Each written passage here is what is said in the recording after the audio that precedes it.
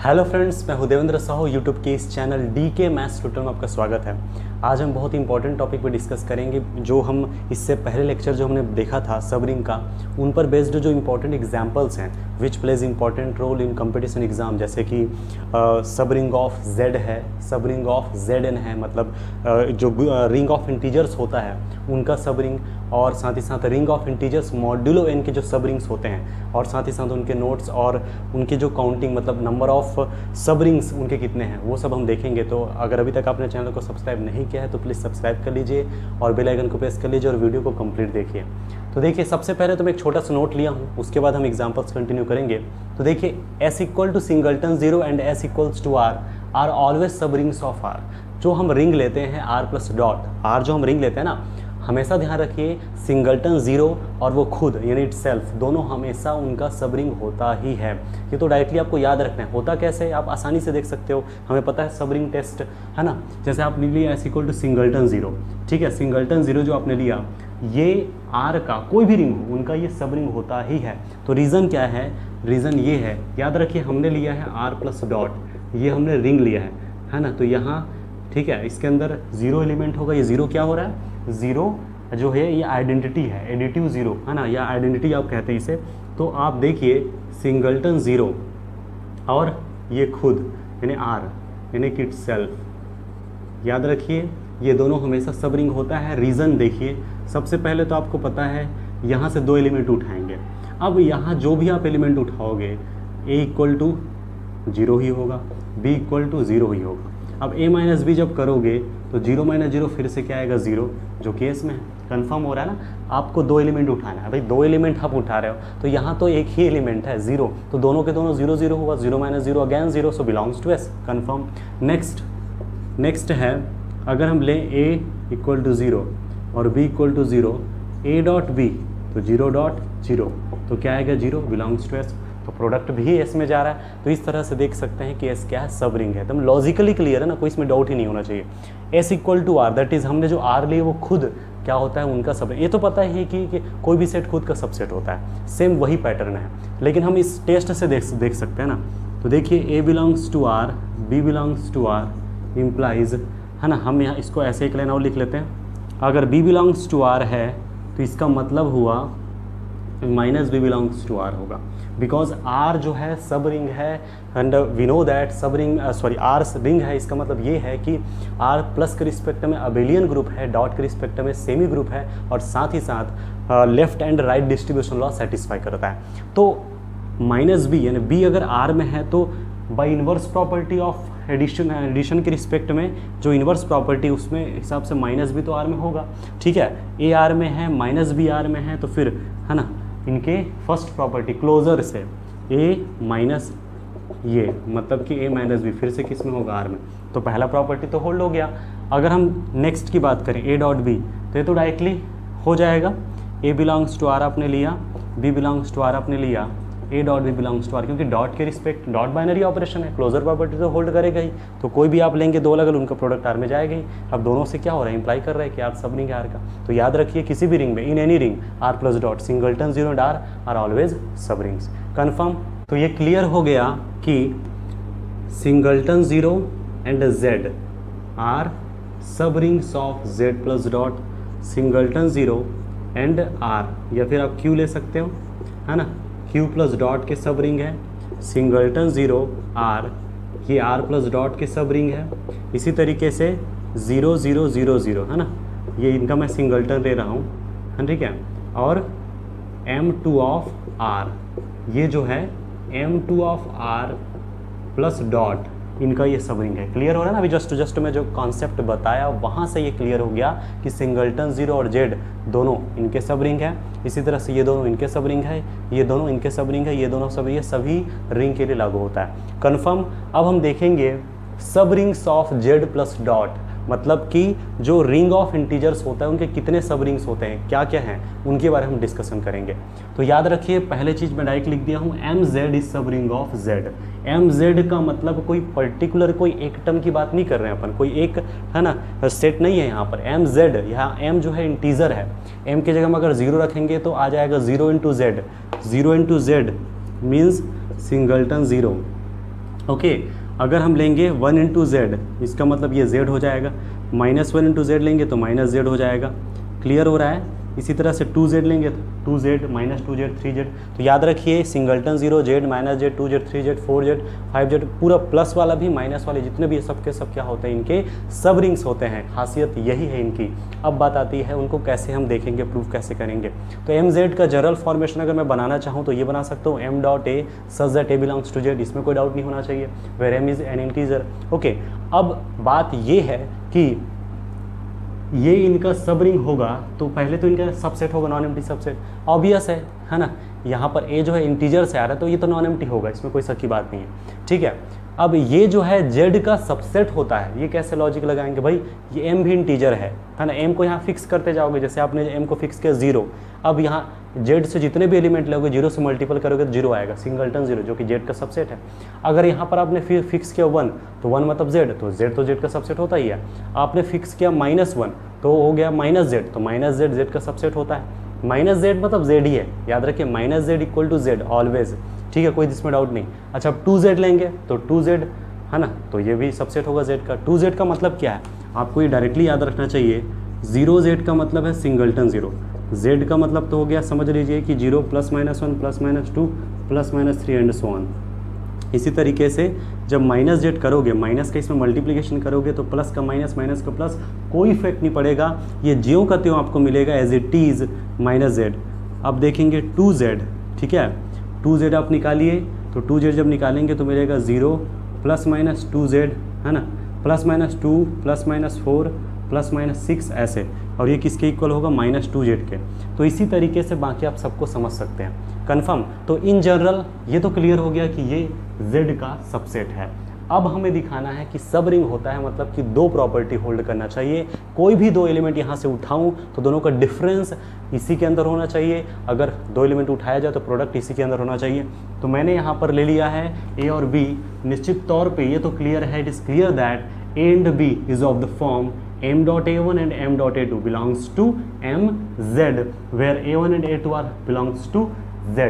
ठीक है, दोनों का difference that is m.a1 minus m.a2, m common लिया तो मिला ये, हमें पता है difference of 2 integer is again N integer, ये नाम दे देते हैं। ये फिर से किस में बिलोंग करेगा, आपका mz में।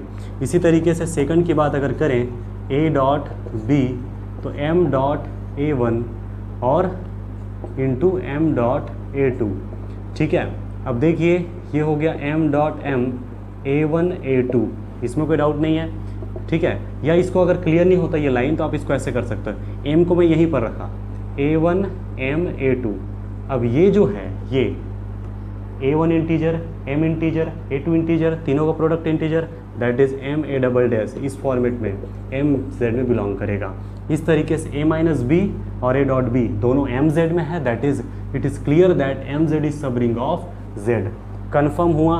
अब हम देखेंगे zn के subrings of zn plus n dot n, that is subrings of ring of integer modulo n। Okay, तो आपको इंटीजर मॉड्यूलो n के बारे में पता ही है ना, किस फॉर्मेट में रहता है। जैसे zn मैंने लिखा तो इसमें होगा 0 1 2 3 and so on n-1 modulo n। ठीक है ना, इसके अंदर कोई भी जैसे 2 एलिमेंट मैंने उठाया 1 और 2 को, तो दोनों को ऑपरेट जब किया जाता है प्लस n के रिस्पेक्ट में, तो उसका मतलब है कि 1 और 2 दोनों को हम ऐड करेंगे और n जो भी होगा उनके साथ डिवाइड करेंगे, जो रिमाइंडर बचेगा वो इसके अंदर आएगा।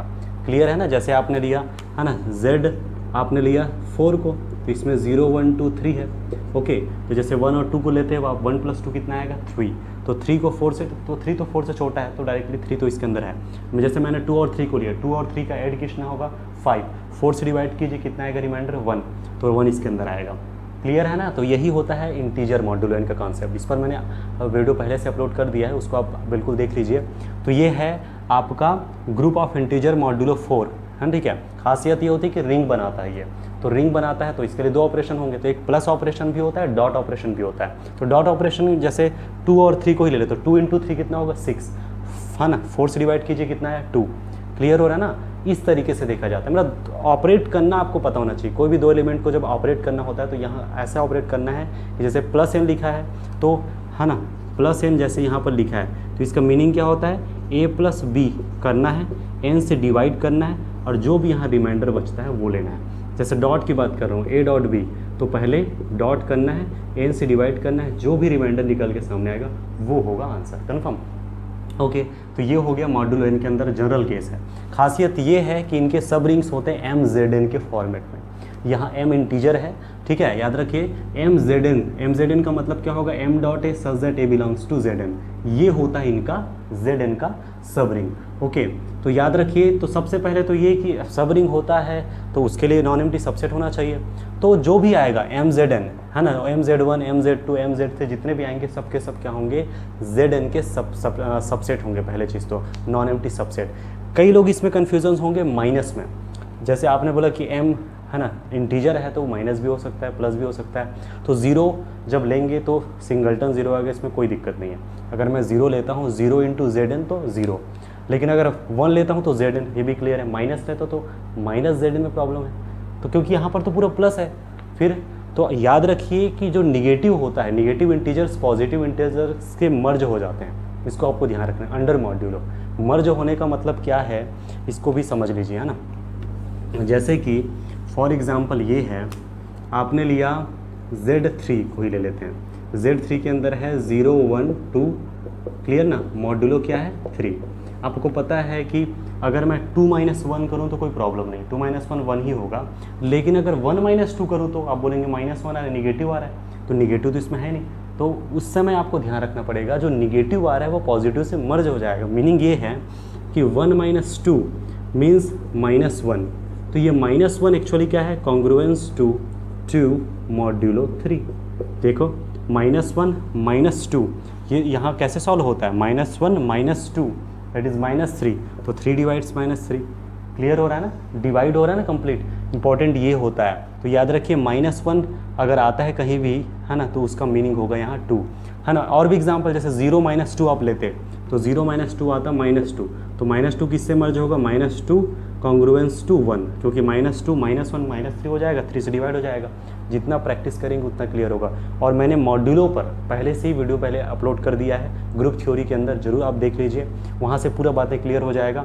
ठीक है, तो जब भी निगेटिव आएगा तो पॉजिटिव से मर्ज हो जाएगा। तो मोटे मोटे तौर पर आप समझ लीजिए कि यहाँ जितने भी है ना, 0 सिंगलटन 0 हो गया, ठीक है, 1 Z1 1 ZN 2 ZN 3 ZN, that is ये हो गया।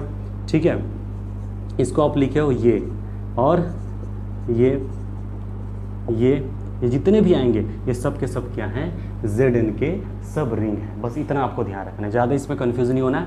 अब सब रिंग है तो 2 कंडीशन होल्ड होना चाहिए, तो दोनों कंडीशंस को मैं यहाँ पर होल्ड करा रहा हूँ। तो देखिए A माइनस बी का मतलब क्या है, M dot A1 minus M dot A2, तो M A1 माइनस A2।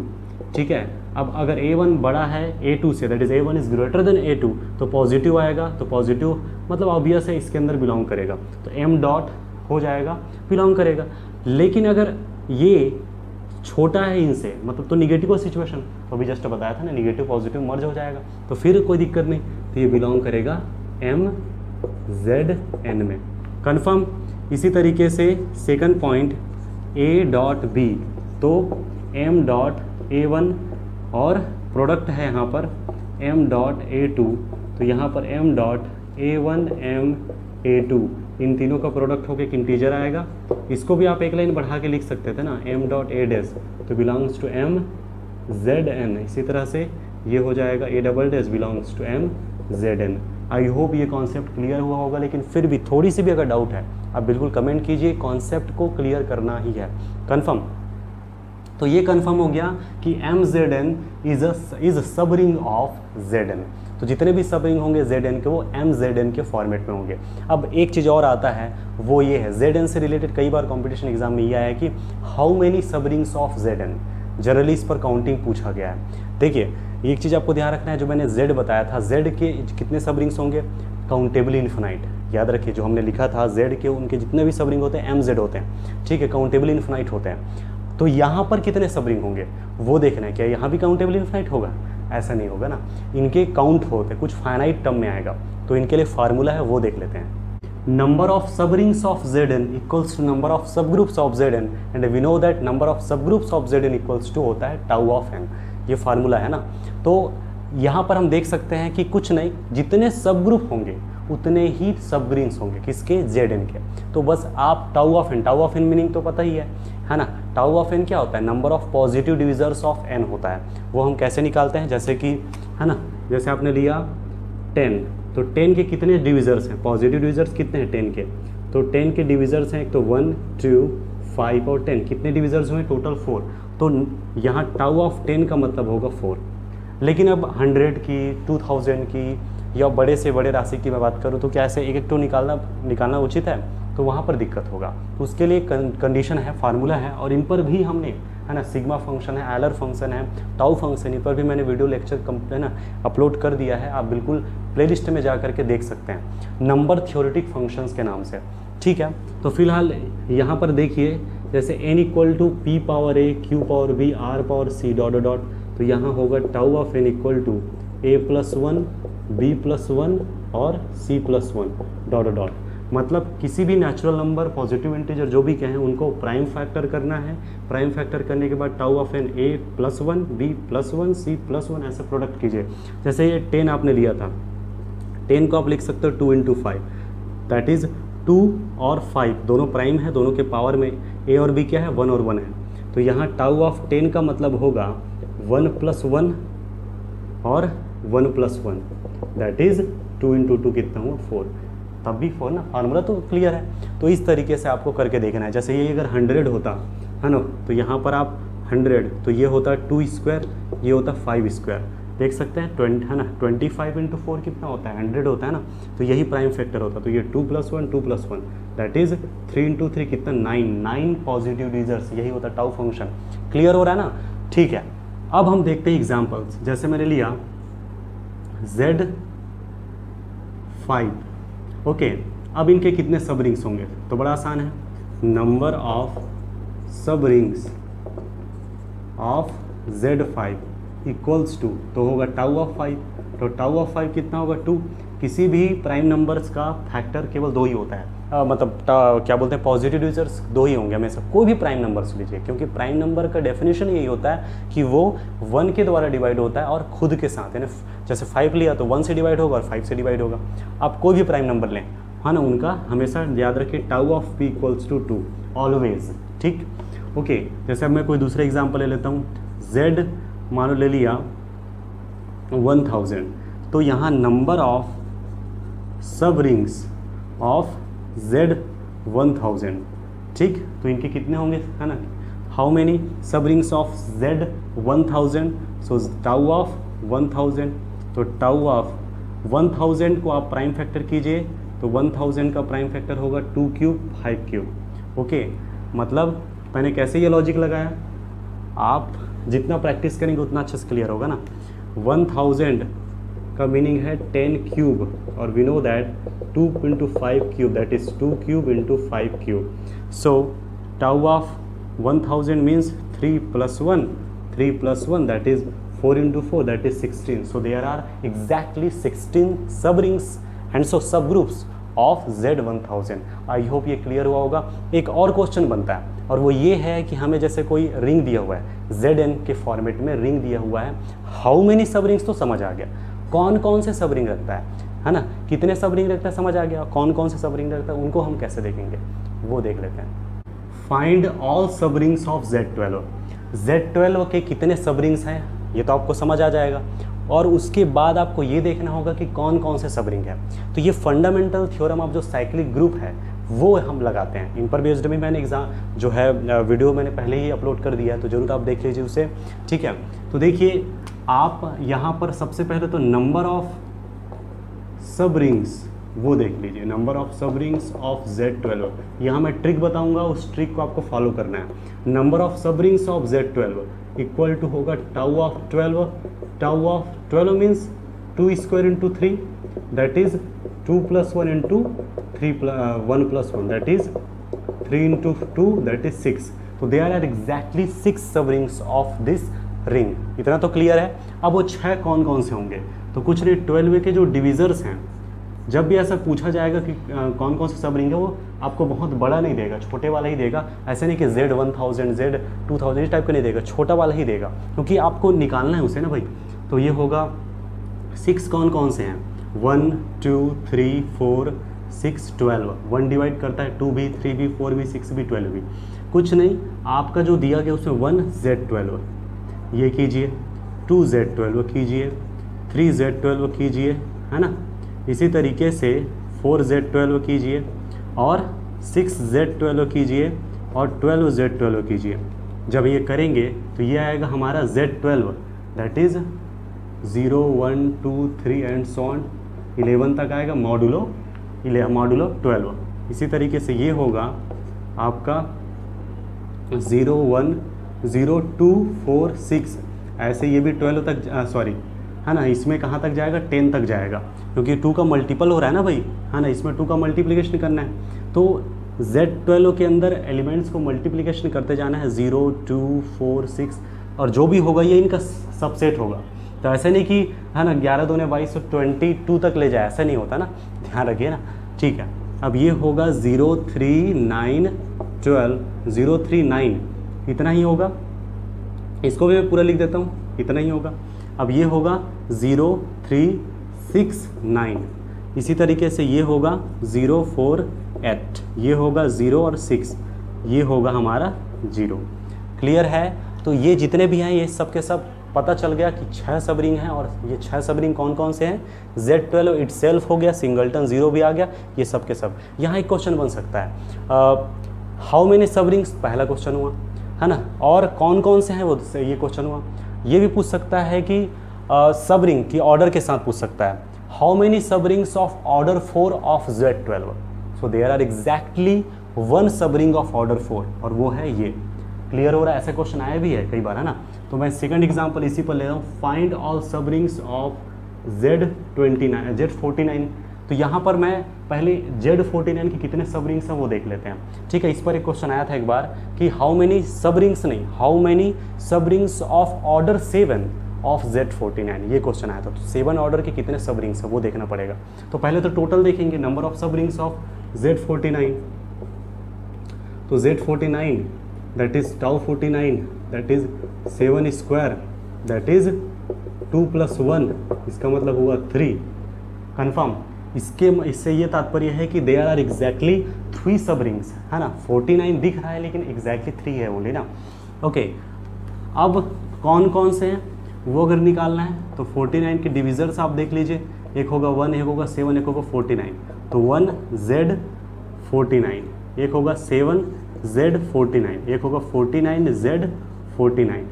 हमेशा ध्यान रखिए 1 के साथ जब भी करेंगे तो वो एज इट इज़ जो आपका दिया गया है 0 1 2 से लेके 48 तक मॉड्यूलर यही जो का तो मिलेगा मॉड्यूलो 49 के अंदर।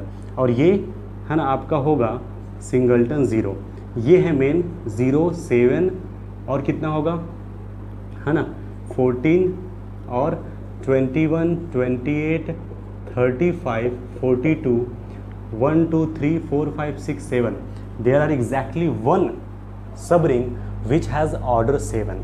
क्लियर है। तो यहाँ ऑर्डर 7 का एक ही क्या है, सब रिंग है। कंफर्म हो रहा है। ऐसे प्रैक्टिस खुद को करना है। ये सभी सैम्पल्स होते हैं ना, समझने का जरिया होता है, डाउट होता है, बिल्कुल आप कमेंट कीजिए। मेरे फेसबुक पेज में भी आप जुड़ सकते हैं, DK मैथ्स ट्यूटोरियल करके आप सर्च कीजिए और बिल्कुल लाइक कर लीजिए। और वहाँ किसी भी तरह से डाउट होता है आप कमेंट कीजिए, मैं उसका जवाब जरूर दूंगा। तो आई होप आज का जो लेक्चर है क्लियर हुआ होगा, पसंद आया तो ज़रूर लाइक कीजिए और अपने फ्रेंड्स को शेयर कीजिए। तो आज के लिए इतना ही। Thank you for watching this video.